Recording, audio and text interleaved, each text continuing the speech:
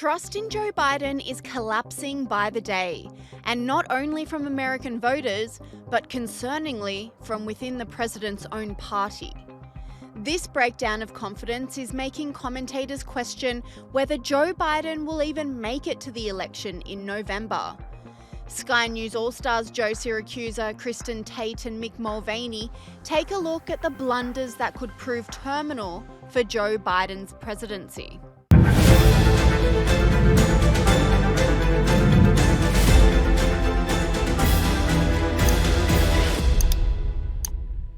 Joe Biden's blunders are costing him the trust and confidence of not only US voters, but also the trust of his own party. Biden's handling of the war between Israel and Hamas has shown his lack of understanding and control of the issue, often flip-flopping on foreign policy, says Sky News All-Star James Morrow.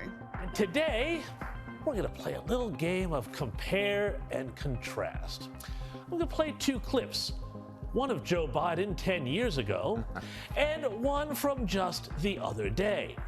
First, Joe Biden speaking on the topic of Israel in 2014. Let's go. It's more than merely a moral obligation we have. It's a security necessity. It's for both Israel's sake and for the United States. The security of Israel and the United States is inextricably tied. And we will never, ever, ever abandon Israel out of our own self-interest. I mean, you can just see how much the man has declined looking at him 10 years ago and now. Could you imagine the president trying to even pronounce the word inextricably today? But now, let's look again at Joe Biden speaking to CNN just a few days ago on the same topic, Israel. I made it clear that if they go into Rafah, they haven't gone into Rafah yet. If they go into Rafah, I'm not supplying the weapons that have been used historically to deal with Rafah, to deal with the cities, to deal with that problem. It's just wrong. We're not going to supply the weapons and the artillery shells used that have been used. Artillery shells as well. Yeah, artillery.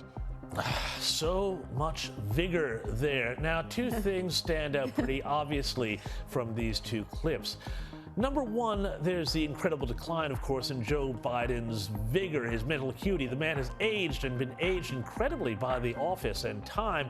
But two, the more important thing, I think, for our purposes is the huge backflip when it comes to Israel. Threatening the government of Israel that the U.S. would withhold aid, and this is key, if they go into Rafah in the Gaza Strip to finish off Hamas. Sky News All-Star Joe Siracusa agrees, saying Joe Biden dug himself into a hole after threatening to hold arms to Israel and is now in a hell of a lot of trouble. For a moment there, it looked like, and I'm not sure I ever believed this, by the way, but for a moment there, it looked like the US would stop sending weapons, but now there's been changes on that. Well, yeah. I mean, there was a paper that came out after the so-called withdrawal of weapons, or the threat to withdraw weapons, saying that Israel has tried hard not to break humanitarian laws and things like that. But look, Pete, as I like to say on your show, that when you're at war, there aren't a whole lot of laws going on. People it's about organized violence, about killing as many people as possible. The interesting thing here is that Joe Biden has dug himself a hole. His left, that is Bernie Sanders, says the war is immoral and illegal, and people to his immediate left, the moderate left, say that he's not doing enough, and people on the right, that is the Republicans, saying that he's abandoned Israel at this very important juncture. So, Joe Biden wasn't trying to save too many people on the day he mentioned this. He was trying to save himself, Pete. I mean, politically, he's in a hell of a lot of trouble. And Sky News All-Star Mick Mulvaney says Joe Biden's tough talk on Rafah is politically motivated, with the president trying to have it both ways. Joining me now is former White House Chief of Staff and Senior Advisor at Bondi Partners, Mick Mulvaney.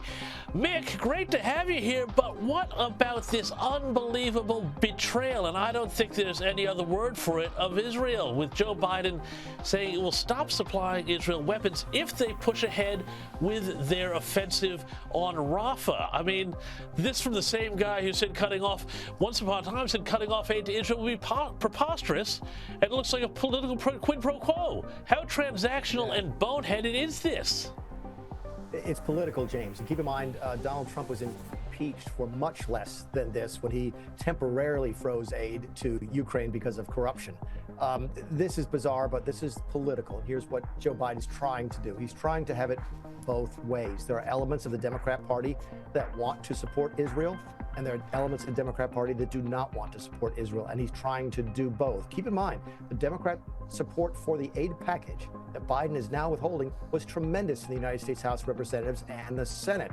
But on the other side of the equation, he does have these protesters on college campuses, young voters threatening not to vote for him. And let's not forget, we've talked about it in this program before, the block of Palestinian American voters in some swing states, including Michigan. So, as is so often the case, he's trying to have it both ways, and he's getting killed on both sides for it. Even Donald Trump ripped into Joe Biden over his response to Israel. Donald Trump said as much and more in the past few hours, posting on Truth Social. Crooked Joe Biden, whether he knows it or not, just said he will withhold weapons from Israel as they fight to eradicate Hamas terrorists in Gaza.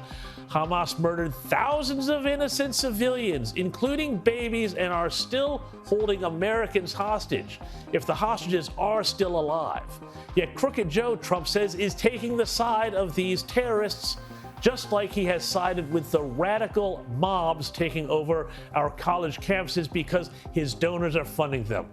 Biden is weak, corrupt, and leading the world straight into World War III. Remember, this war in Israel, just like the war in Ukraine, he says, would never have started if I was in the White House, Trump said.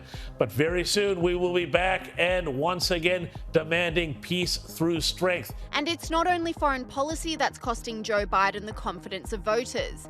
His own Democratic Party doesn't trust him to tackle press conferences and public appearances on his own, often shielding him to prevent embarrassing moments, says Fox News contributor Joe Concha.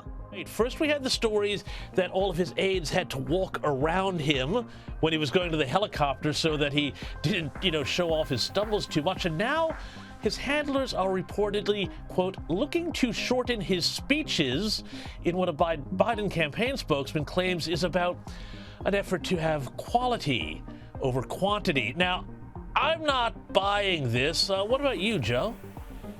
Oh, I think that if you're trying to win the presidency again, you can't do it by pleading the fifth, right? And to shorten Biden's speeches, it only makes sense because we've seen him time and again lose battles against teleprompters where he's literally reading, and you know what these are, James, cues in the teleprompter. So when he's told to pause after a sentence, he's literally reading the word pause. Or yesterday, he read a speech about a guy that he said was drafted by the Green Bay Packers, and his name was Riley, last name, right? Literally said that. So it's Ron Burgundy over and over again.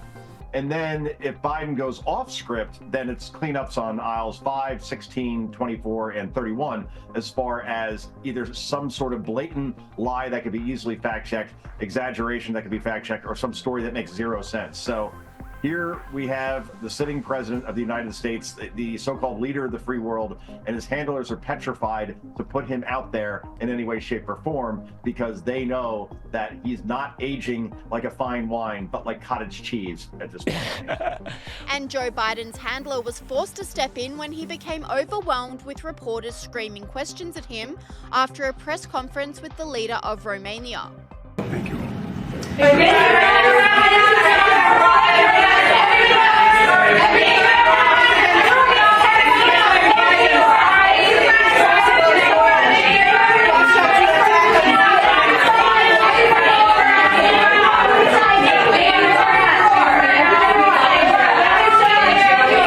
Sky News All-Star Kristin Tate agrees, revealing the Democrats are trying to limit Joe Biden's exposure in the lead-up to the convention.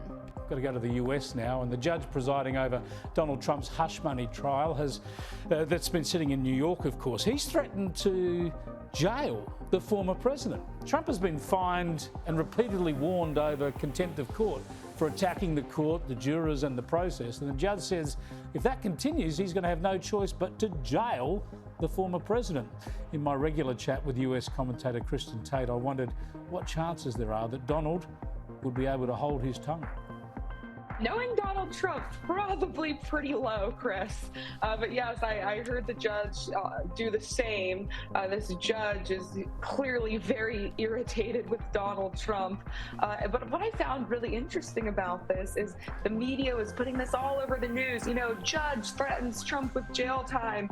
I took a walk today and talked to a bunch of neighbors. Nobody has any idea any of this is going on. I'm telling you, Americans have totally tuned out from this trial. We've been hearing every day for the last couple of years about how Donald Trump is an insurrectionist, racist, white supremacist, very bad, no good orange man. And at this point, people are so tired of this. Many people don't even realize these trials are still going on. Americans are over it. Meanwhile, I was fascinated to read that Joe Biden apparently is being advised to shorten his speeches. How could this bloke do or say any less than he's doing at the moment? I mean, I can't even believe he can talk for 5 minutes. 5 minutes seems like too long for him.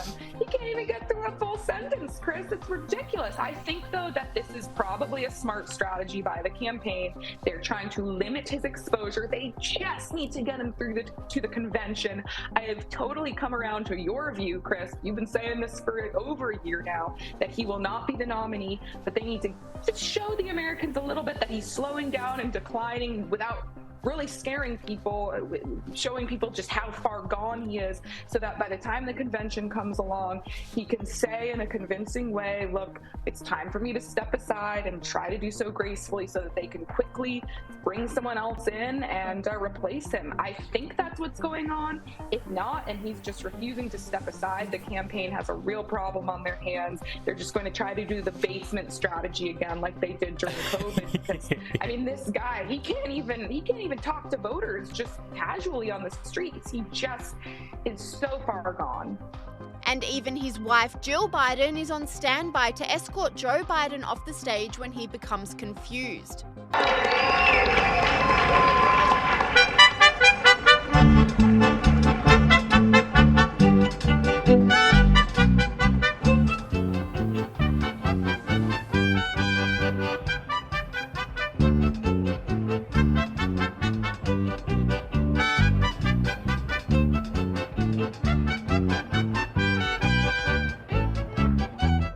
This does not bode well for Joe Biden's election hopes, with Joe Siracusa saying Donald Trump is beating Joe Biden on all accounts. Well, it's 6 months to the day until Americans head to the polls for the US general election. The countdown is on. Let's bring in Curtin University's Dean of Global Future for our regular Monday chat, Joe Siracusa. Joe, so let's start off with it's a two-horse race. Who's in front? Well, Pete, I've been looking at the polls overnight, and Pete, I'm feeling lucky. I want to call the election 6 months out, okay? Okay. And then I'm going to tell you why. Donald Trump is going to be the 47th president of the United States. There's not much we can do, not much that Biden can do about it. 57% of Americans disapprove of Joe Biden. Donald Trump is ahead of Biden by 17 points in terms of the economy, inflation, law and order, and especially immigration. There are only 2 areas out of 20 where Biden is ahead of President Trump, and that's in the area of reproductive rights and health services. But Trump has beaten the Biden on all accounts, and I think the final coup de grace comes from Bernie Sanders when he raised his troops again, or roused his troops again, by identifying Biden's support for the war in Gaza as illegal and immoral. And keep in mind, 45% of Americans aren't even going to go to the polls. They don't. We only get about 55 to 60% participation. And right now, a number of polls have picked, a number of polls say that President Trump's ahead by 2%. Okay. But look, he's ahead by 10%. In all the swing states, 7 states. I'm going to predict that. Okay, good call.